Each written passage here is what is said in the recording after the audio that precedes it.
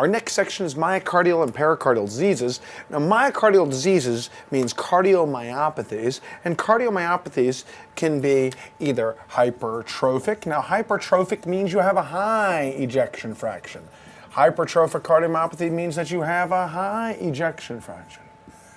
Hypertrophic cardiomyopathy means that you have a high ejection fraction. You can contract, but you can't relax. Dilated means you have a low ejection fraction. You can relax, but you can't contract.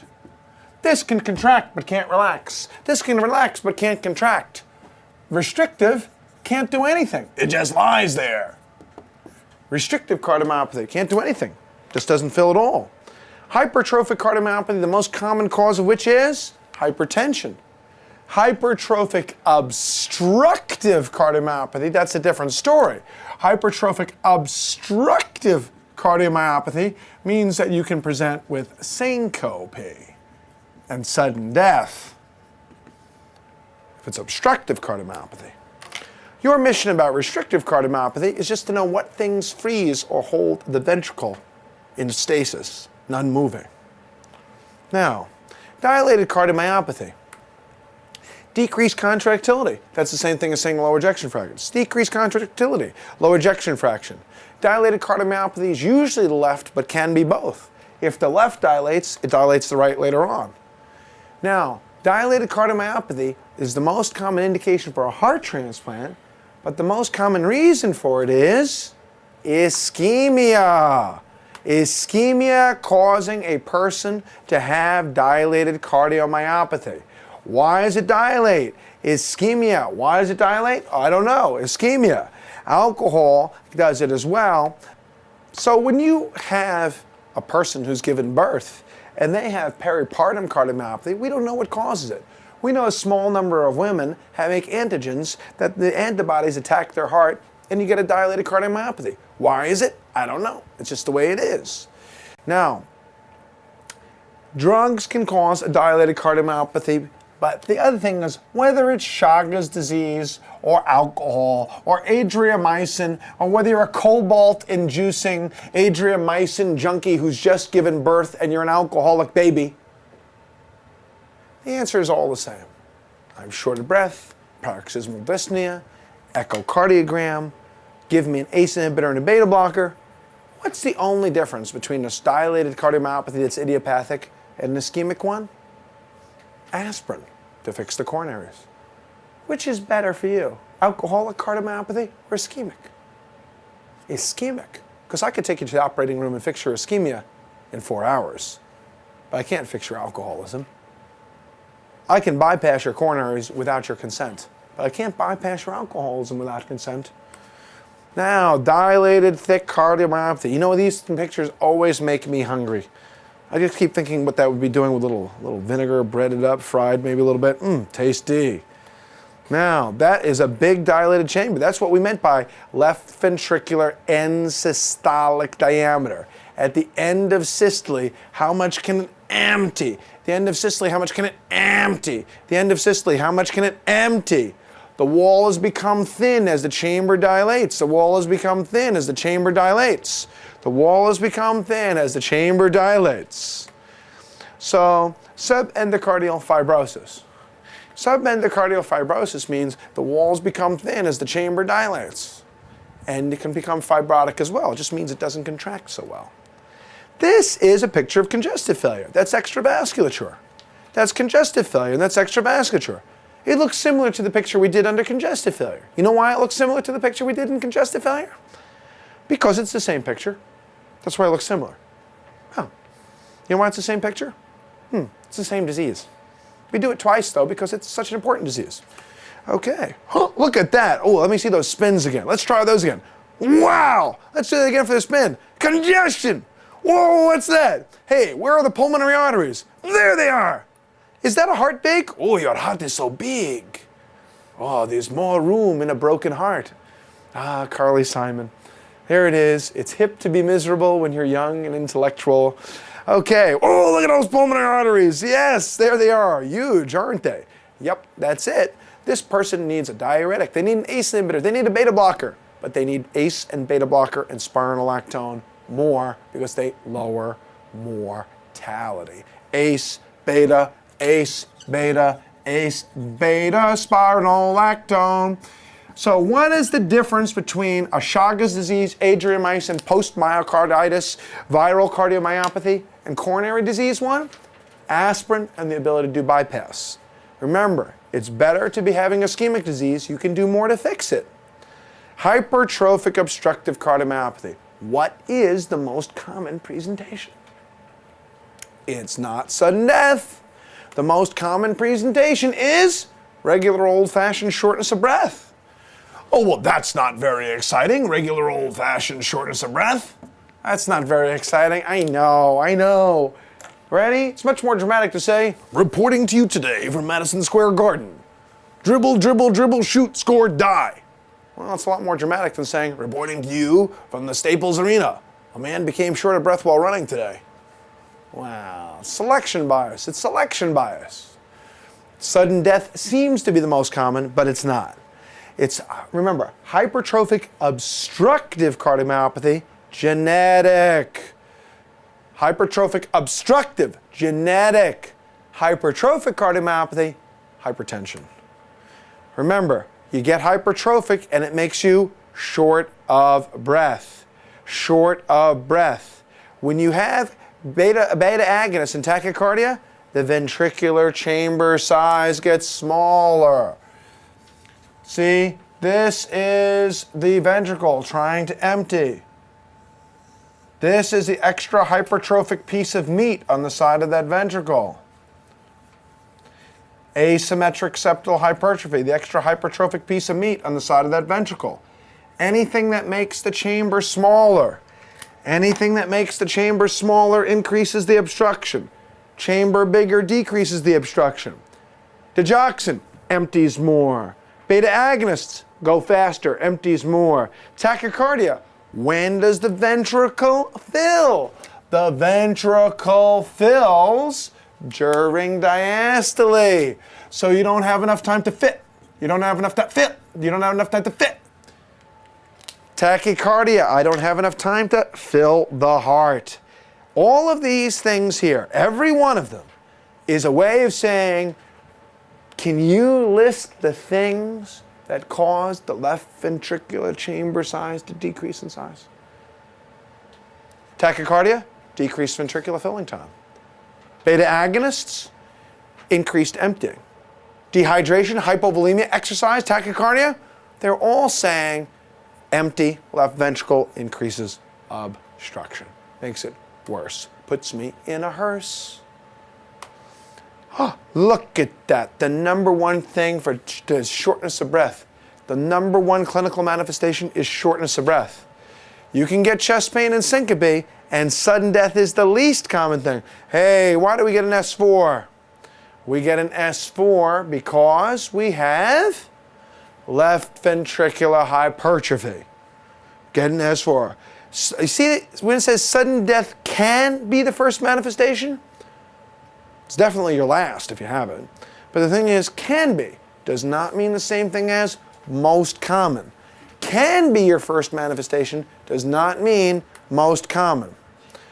All patients with hypertrophic cardiomyopathy will have left ventricular hypertrophy on the EKG.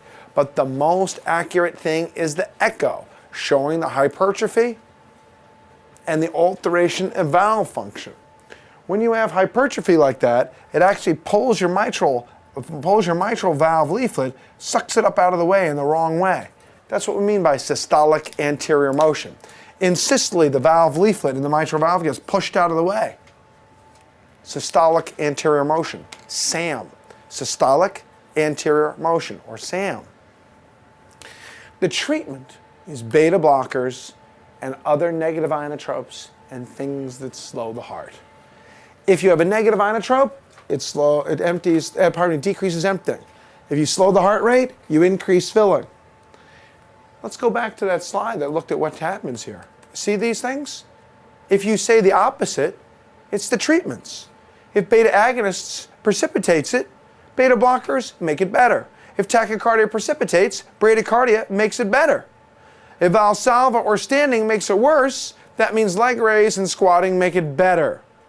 So that means that people with hypertrophic obstructive cardiomyopathy slow the heart rate. Disopyramide, what is that? Disopyramide is like an 8-track tape player or a black and white television. Is it still around? Yes. What do you think about people who would use an 8-track tape player? Well, you'd say, where have you been for the last 25 years? Disopyramide. Disopyramide is a class 1A antiarrhythmic. It's in the same class as quinidine and procainamide. But disopyramide is extremely negatively inotropic. It's very negatively inotropic. It's so negatively inotropic that it increases ventricular filling. Disopyramide. Restrictive cardiomyopathy, what do I need to know? I need to know that restrictive cardiomyopathy is something that is uncommon because sarcoid, uncommon. Amyloid, uncommon. Hemochromatosis, uncommon. Cancer and fibrosis, uncommon. Sarcoid, amyloid, hemochromatosis, cancer and fibrosis. Sarcoid, amyloid, hemochromatosis, cancer and fibrosis. Yes, these are the things that make it so your ventricle doesn't contract, doesn't relax. It just lies there. Oil can. Oil can. Sarcoid, amyloid, hemochromatosis, cancer and fibrosis. What is it they call? They didn't do this in your medical school? They didn't do this in your medical school? Restrictive cardiomyopathy. Basically, you have walls that don't move. And that's all you have to know. Give them a diuretic and treat the underlying cause. Cardiomyopathies, clinical manifestations, what do they all have in common? They all make you short of breath. I'm shocked. They all give you dyspnea on exertion. They all make it so that you have S4. And you see how it's combined here with S3? That means restrictive cardiomyopathy is both systolic and diastolic dysfunction combined, if you think about it. What's that Kussmaul's sign? What happens to your neck veins when you inhale? What happens to your neck veins when you inhale? You can't feel it. Come on, inhale. What happens to your neck veins? Normally, neck veins should go down. When you inhale, neck veins should go down because it should pull fluid into the heart. Normally, neck veins should go down because it pulls blood into the heart. But Kussmaul's sign is an increase in jugular venous pressure on inhalation. It's an increase in jugular venous pressure on inhalation. It's an increase in jugular venous pressure on inhalation. Okay? So therefore, Kussmaul's sign is seen in two major things. Number one, restrictive cardiomyopathy. Number two, constrictive pericarditis. Restrictive cardiomyopathy, the heart she no move. I breathe in and the neck veins go up. Constrictive pericarditis, and you breathe in and the heart can't fill. The neck veins go up in all of them. The neck veins go up in all of them. The diagnosis, like all cardiomyopathies, X-rays show congestion. Do you see how nonspecific that is? By the way, I don't know if you noticed or not, but these slides that you see here, the point of us showing them is to show you that every X-ray that we've said for every valvular disease, with the exception of mitral valve prolapse, shows a heart size that change and pulmonary congestion. Nonspecific. Nonspecific. All of them. But you do get an echo that shows a myocardium that doesn't move. Sarcoid, amyloid, hemochromatosis, cancer and fibrosis. No good treatment. That means treat the underlying disease because you can't do anything for it in general. So pericardial disease, what's the difference between pericardial disease and these? Pericarditis. What causes acute pericarditis? Well, acute pericarditis is caused by any form of infection. So pericarditis can be caused by any form of infection. Pericarditis can be caused by infection. What infection? Any infection, but viral is the most common. What infection? Any infection, but viral is the most common.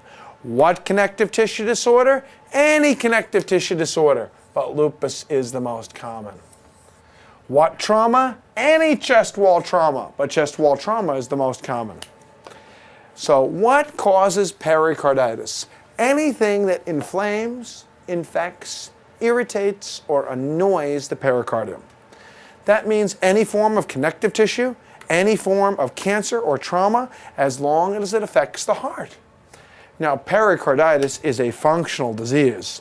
It has a problem with pain that is both positional and pleuritic. Pain that changes with bodily position and pain that changes with respirations. It is both positional and pleuritic in nature. It is both positional and pleuritic in nature. Chest pain that is both positional and pleuritic in nature. It has a functional test. It has a functional test which is an EKG. The EKG shows ST segment elevation everywhere, but what is the most specific thing? Only with pericarditis and nothing else is PR segment depression. PR segment depression is unique and nothing else. It is a functional disease. Now, you see the sign where it says here, absence of reciprocal leads? When you have a myocardial infarction with ST segment elevation in one place, you usually have depression in another. If it's raining in one place, it's arid in another. If you have ST elevation in the anterior, the inferior usually shows depression. Reciprocal leads means if you're up in one place, you're down in another. So pericarditis is ST segment elevation everywhere. There's no depression anywhere. Pericarditis is a functional disease with a functional presentation. Chest pain that's positional and pleuritic. Chest pain that's positional and pleuritic. Chest pain that's positional and pleuritic. Chest pain that's positional and pleuritic.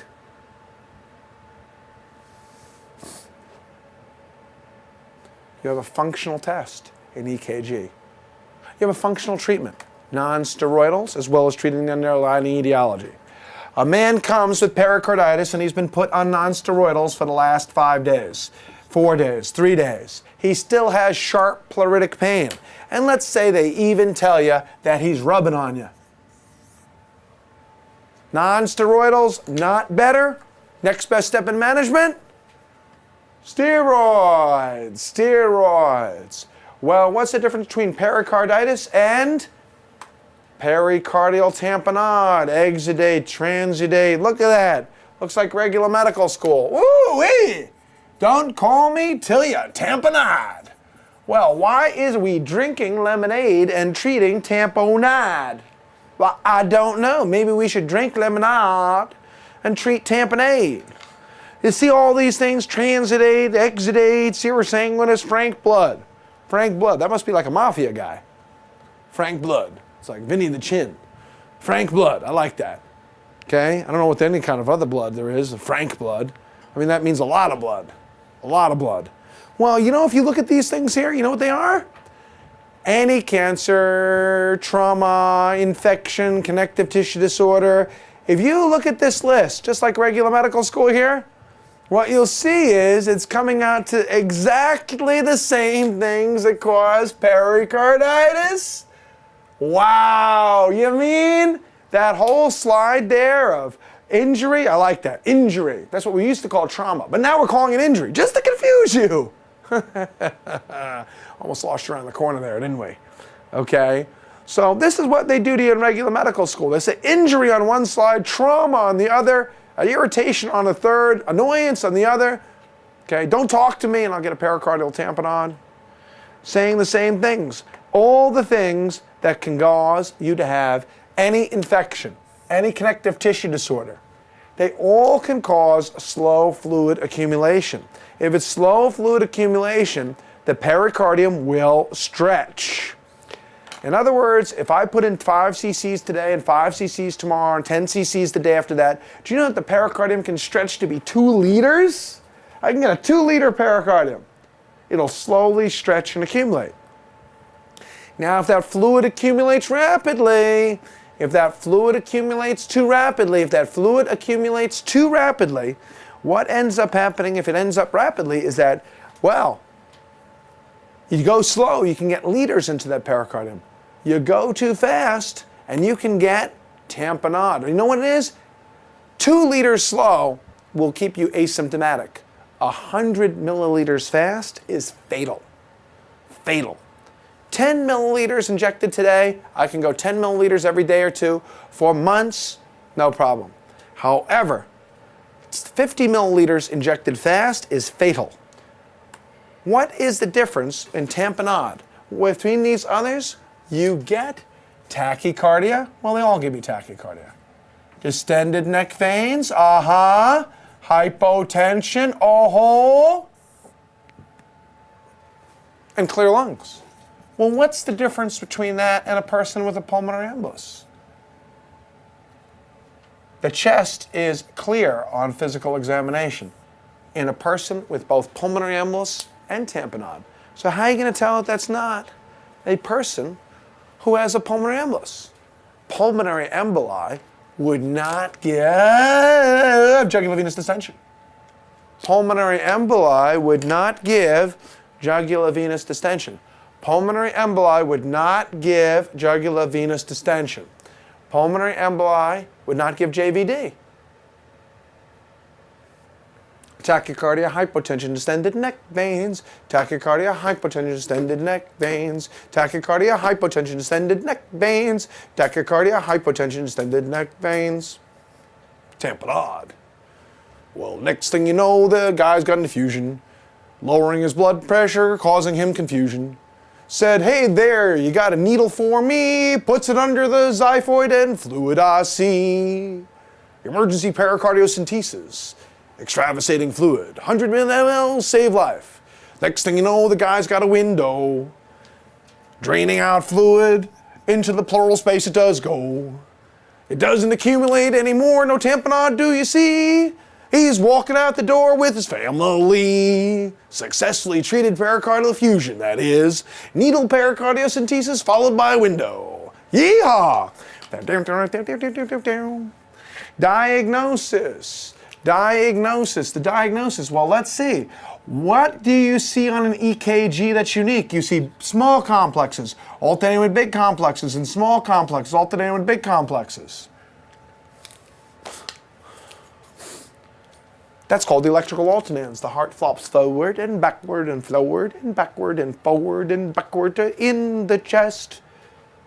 Respiratory alteration makes the complexes not like the rest. I'm far away, I'm feeling very small. I'm getting closer, I'm feeling very tall. Oh. You know, I've been teaching this for 15 years and I never did that before today. I find you inspiring.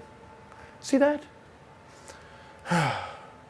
For all the knowledge and grandeur and beauty of the universe, the world is only as large as what is encompassed by our own minds. Huh? So there we have it. What do you see on an echo?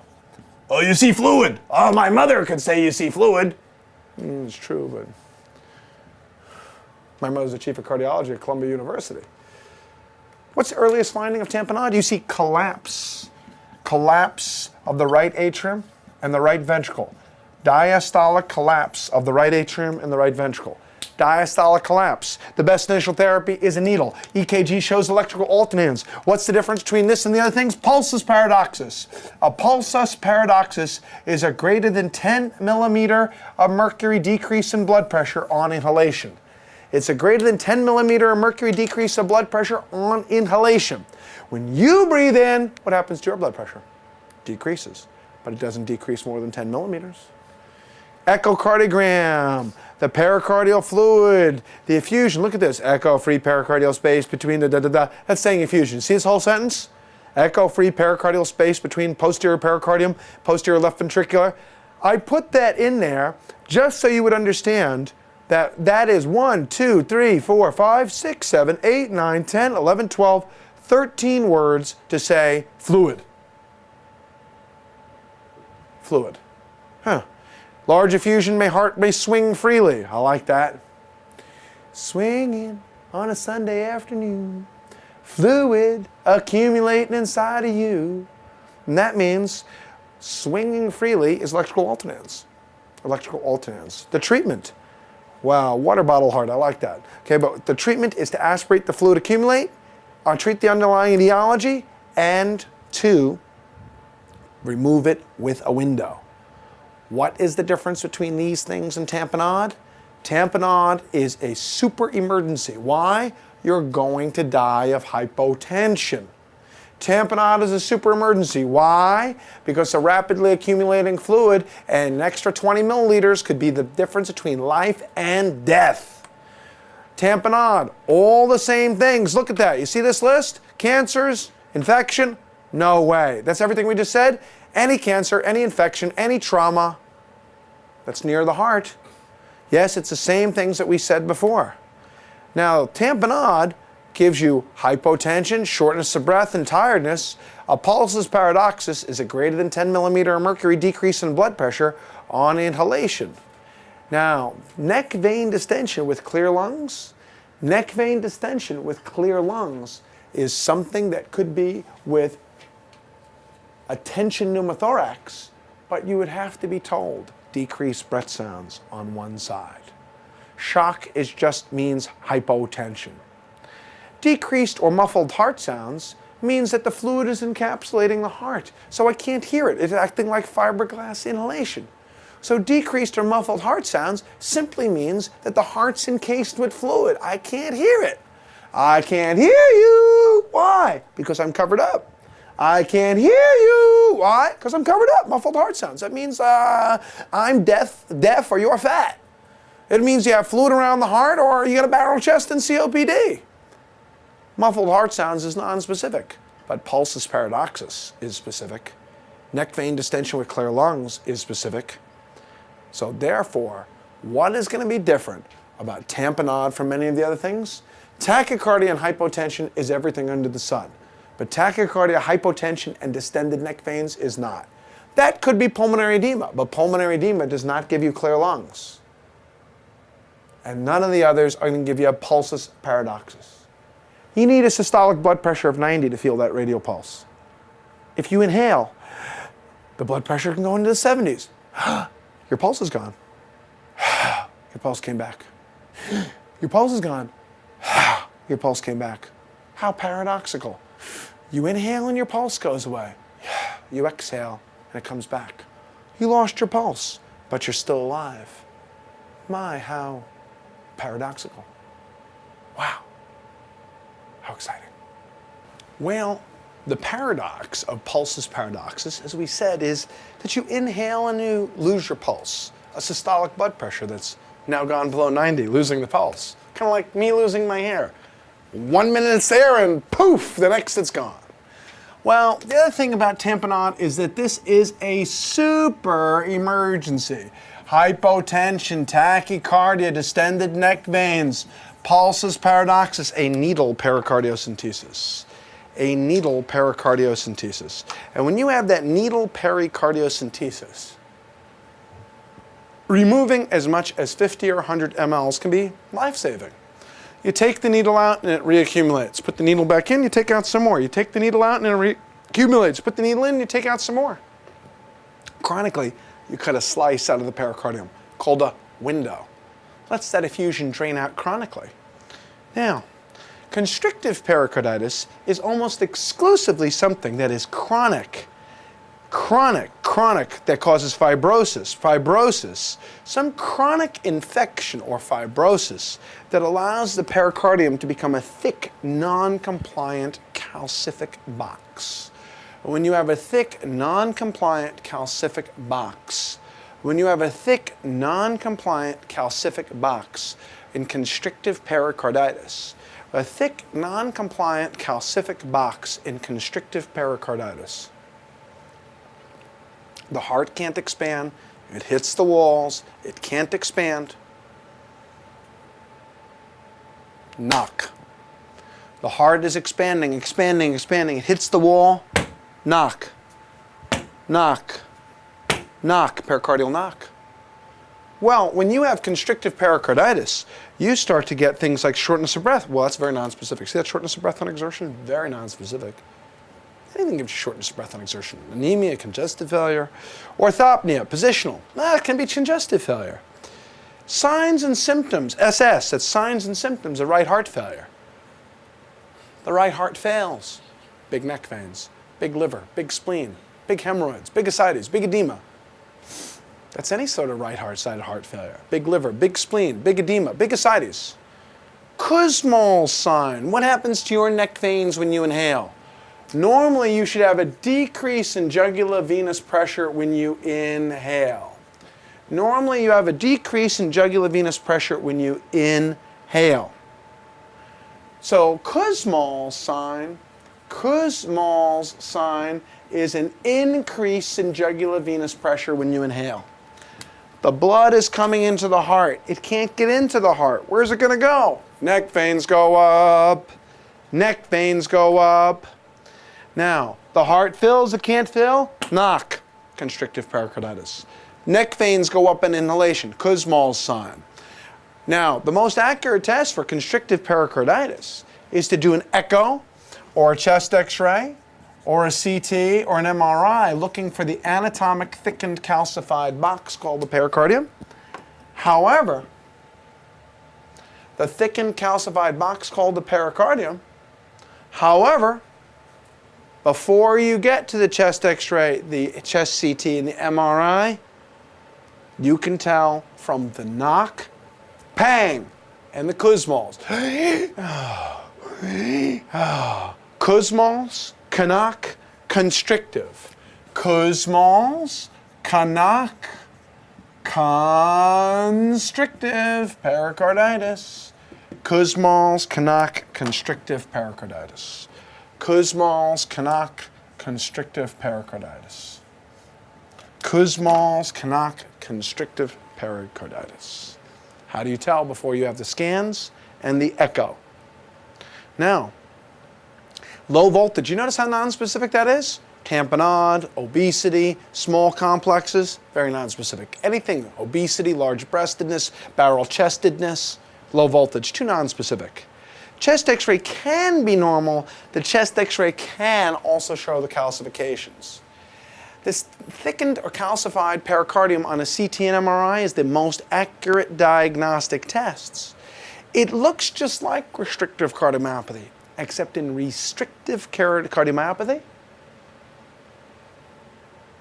the heart does not move on echo, and the chest x-ray and chest CT show a normal pericardium.